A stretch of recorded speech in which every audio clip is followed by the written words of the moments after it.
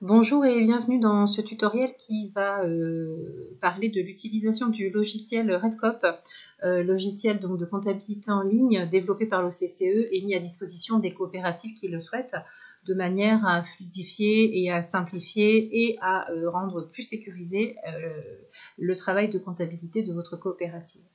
Donc vous avez accès à Redcop par un lien donc, qui vous est fourni par votre association départementale avec un identifiant et un code. Et une fois que vous êtes entré sur votre espace, voici donc ce que vous allez découvrir. Donc vous avez un espace qui est semblable à celui-ci. Au passage, petite parenthèse, nous utiliserons ici une coopérative fictive pour donner l'exemple de l'espace Redcop. Donc tout en haut, vous allez trouver un certain nombre d'informations qui émènent du niveau national, avec parfois des formations nationales sur la coopérative. Vous avez également un forum pour dialoguer entre les membres des coopératives du département. Vous avez un lien vers la revue nationale Animation et Éducation, donc des éléments qui peuvent vous donner des informations sur ce qui se passe au niveau national à l'OCCE. Ce qui nous intéresse particulièrement aujourd'hui, c'est ce qu'on trouve en bas de votre espace, de votre page d'accueil. C'est ce qui concerne donc votre coopérative en particulier. Donc cet espace est divisé en plusieurs parties. Une première partie ici en haut, en bandeau, qui correspond à l'ensemble des opérations que vous avez à réaliser au tout début d'année. Donc la rédaction du compte rendu financier de l'année qui s'est terminée, l'adhésion de l'année qui démarre et éventuellement, si besoin, les documents pour demander les changements de mandataire et ou de signataire. Vous avez une deuxième zone qui se situe ici, qui correspond à l'identité de votre coopérative. L'identité donc qui recouvre les coordonnées de votre coopérative, le nom du mandataire et la circonscription à laquelle votre école appartient. Une troisième zone située à gauche également, ici, correspond à l'ensemble des archives numériques de votre coopérative sur les 10 dernières années. Donc vous avez ici un archivage de l'ensemble des documents que vous avez pu produire au niveau de la coopérative pour les années précédentes, qui sont accessibles donc si besoin. Et enfin, vous avez ici la zone qui correspond à l'utilisation des comptes de la coopérative pour l'année en cours, donc avec le cahier de comptabilité. Le cahier de comptabilité, vous le voyez, se découpe lui aussi en 3 espaces avec le cahier à proprement parler, mais aussi l'arrêté de caisse qui correspond à l'utilisation que vous pouvez avoir d'argent en espèces qui va rester un petit peu dans votre école.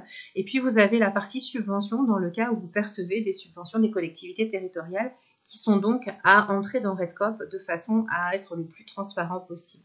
Nous allons aller regarder plus précisément la page du cahier de comptabilité, celle que vous utiliserez au quotidien lorsque vous avez à gérer votre comptabilité de coopérative.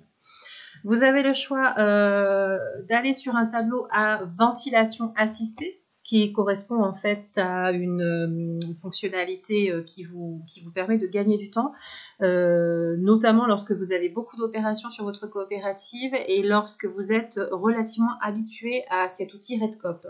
Si c'est la première utilisation que vous en faites ou que votre coopérative ne comprend pas beaucoup d'opérations, nous vous conseillons plutôt d'aller sur une visualisation classique qui demande un petit peu plus de travail de remplissage, mais qui est aussi beaucoup plus simple pour la prise en main de l'outil.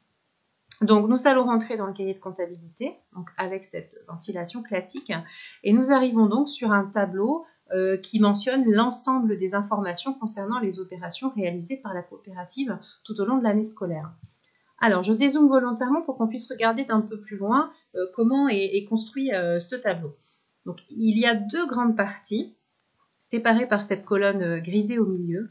Une première partie ici, concernant l'ensemble des informations sur les sorties et les rentrées d'argent, les dates, le numéro du chèque, le libellé de l'opération, si c'est une entrée, une sortie, si ça concerne la banque ou la rentrée ou la sortie d'argent en espèces, donc les informations très générales.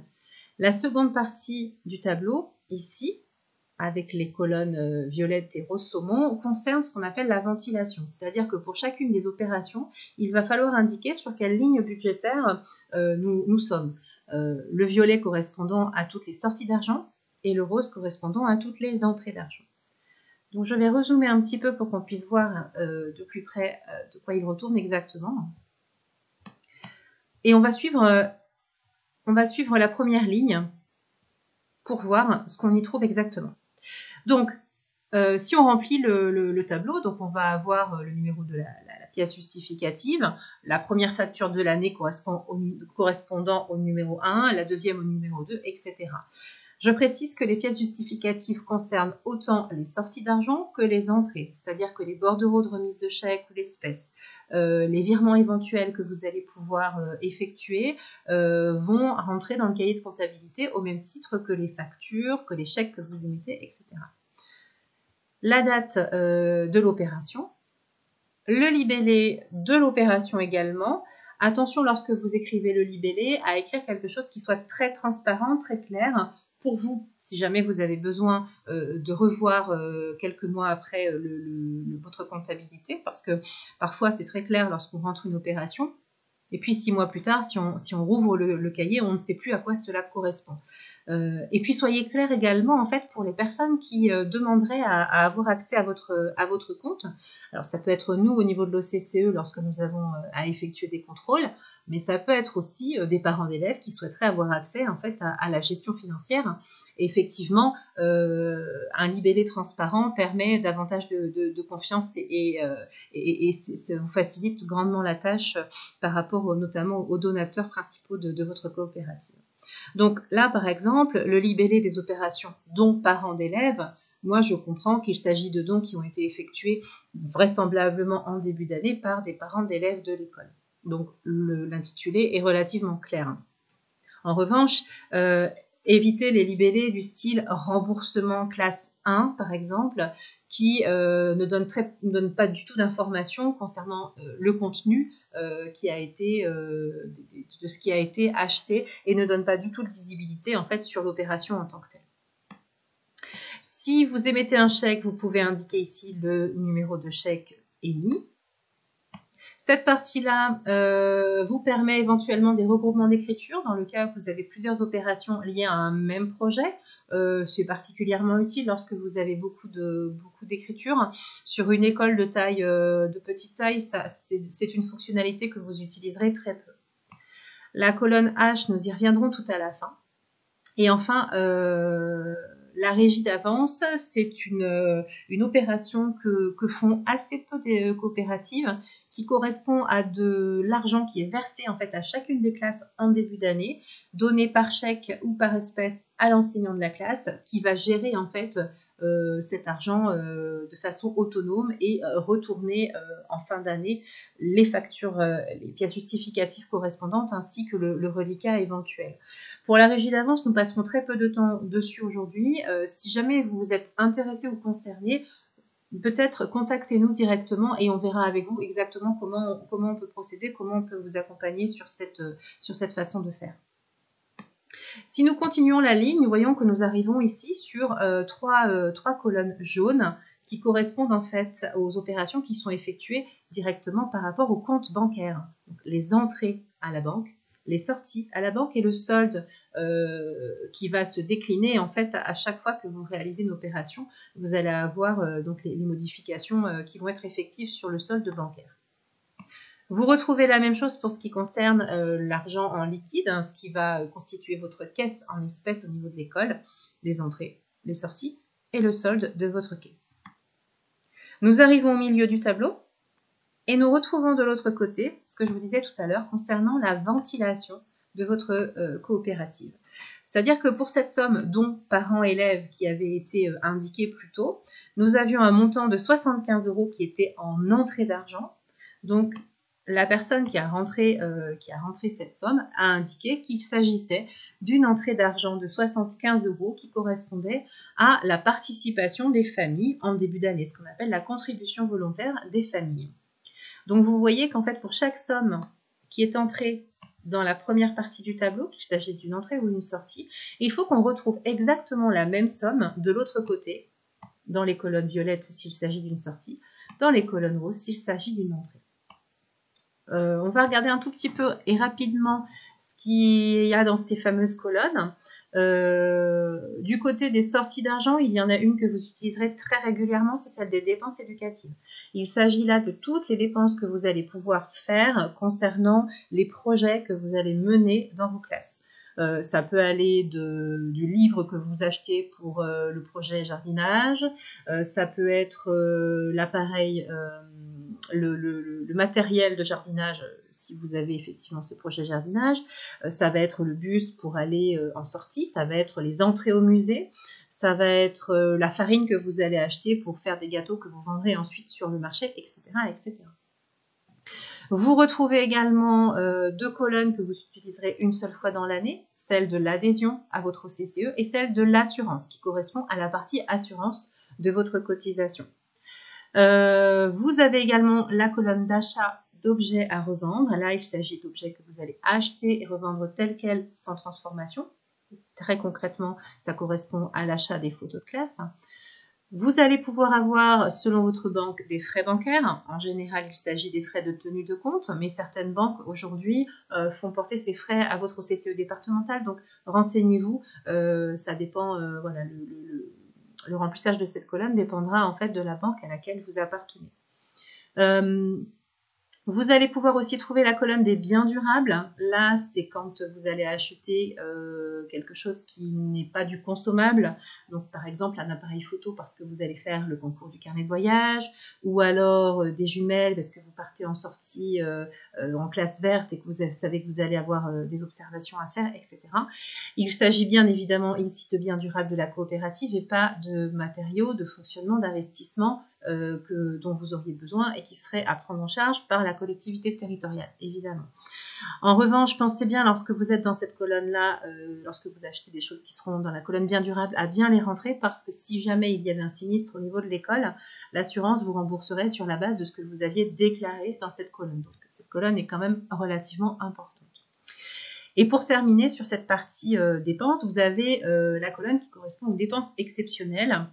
Là, il va s'agir essentiellement de dons que vous allez pouvoir être amené à faire, par exemple, pour une autre coopérative ou une association solidaire, etc., pour laquelle, par exemple, le conseil d'élèves déciderait de faire un don. Vous retrouvez des colonnes qui sont à peu près le pendant pour ce qui correspond aux recettes, avec les recettes éducatives qui correspondent en fait à toutes les recettes que vous allez pouvoir faire lorsque vous vendez des éléments fabriqués par les élèves, par exemple. Tout à l'heure, on parlait de la farine achetée pour les gâteaux que vous vendez. Si vous faites un marché et que ces gâteaux sont vendus, les recettes apparaissent ici. Si vous faites un spectacle avec vente de programmes, par exemple, ça apparaît ici également.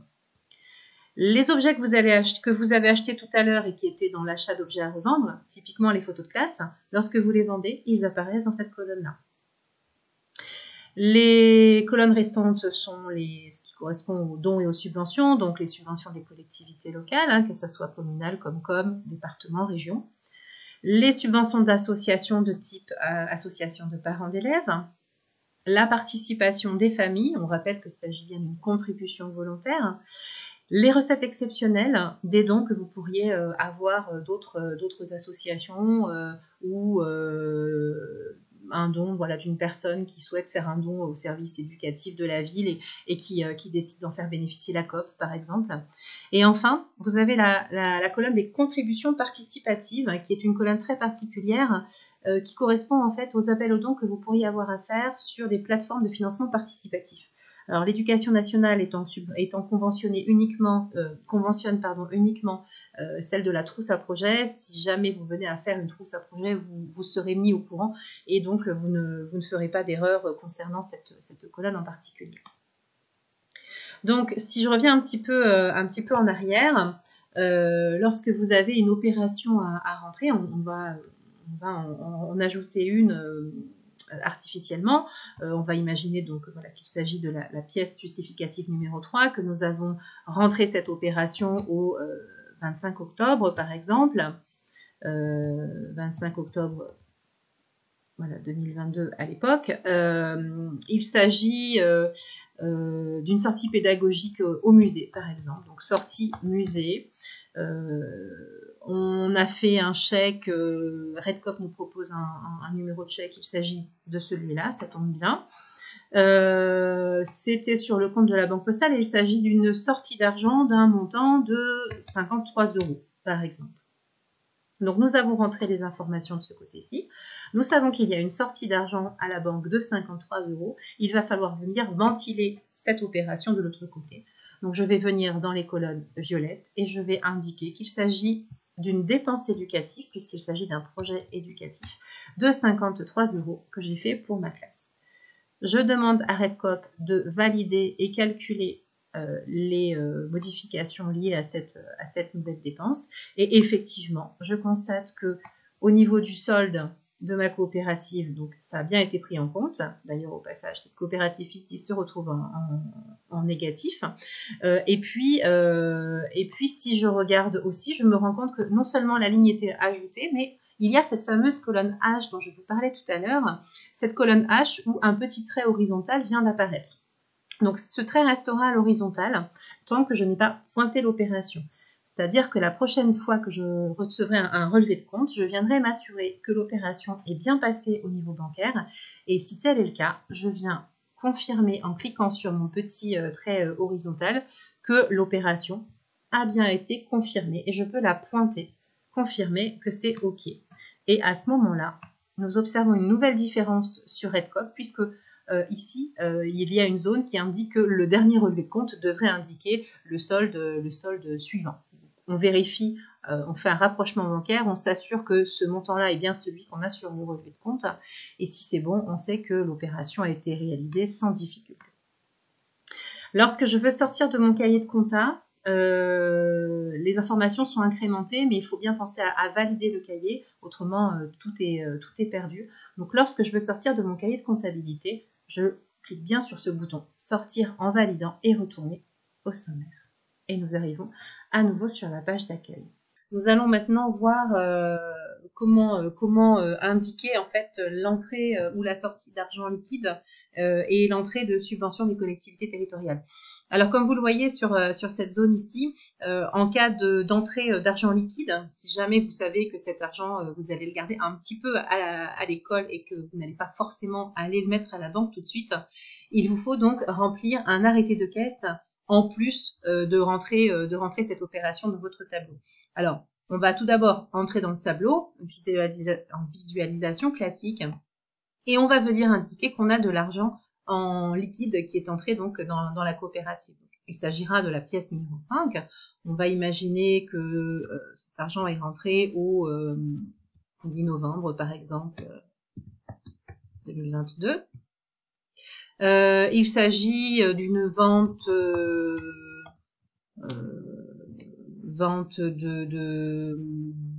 de gâteaux, par exemple, que vous avez effectué en vue d'un projet. Et puis, cette vente vous a permis de faire entrer donc en espèces un montant de, par exemple, de 35 €. Voilà. Donc, vous indiquez entrée dans la partie caisse 35 € et vous indiquez également dans la ventilation que vous avez donc une entrée de 35 €. Cette fois-ci, s'il s'agit de gâteaux faits à l'école par les élèves, vous serez dans une recette éducative.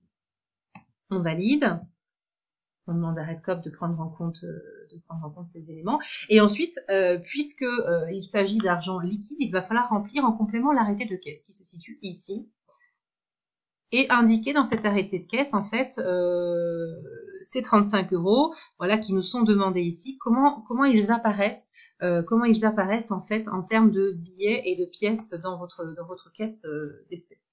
Donc par exemple, 35 €, on va imaginer qu'on a 2 billets de 10, 2 billets de 5, une pièce de 2, et puis 3 pièces de 1. On demande à Redcop de recalculer.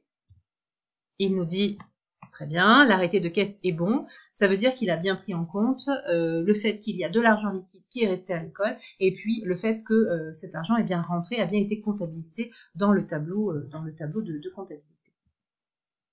De la même façon, si jamais vous percevez une subvention d'une collectivité territoriale, il va falloir l'indiquer de la même façon par une nouvelle ligne. On va imaginer qu'au 5 janvier, vous avez reçu une subvention du conseil régional, par exemple, pour une classe de neige. On va mettre donc subvention transport classe de neige région, pour avoir un libellé relativement clair.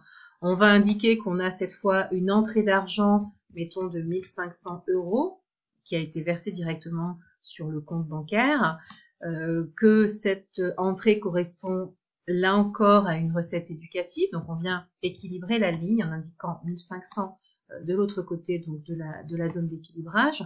On valide. Redcop nous le calcule, et cette fois-ci, de la même manière qu'on a rempli l'arrêté de caisse tout à l'heure, on va remplir le tableau des subventions en venant indiquer donc, une nouvelle ligne. Effectivement, hein, et le Redcop nous l'indique, hein, il y a une erreur quelque part, donc on va supprimer ceci qui correspond à un exercice précédent. On va rentrer, donc l'origine des subventions, ça va être la région. Le montant était de 1 500 €.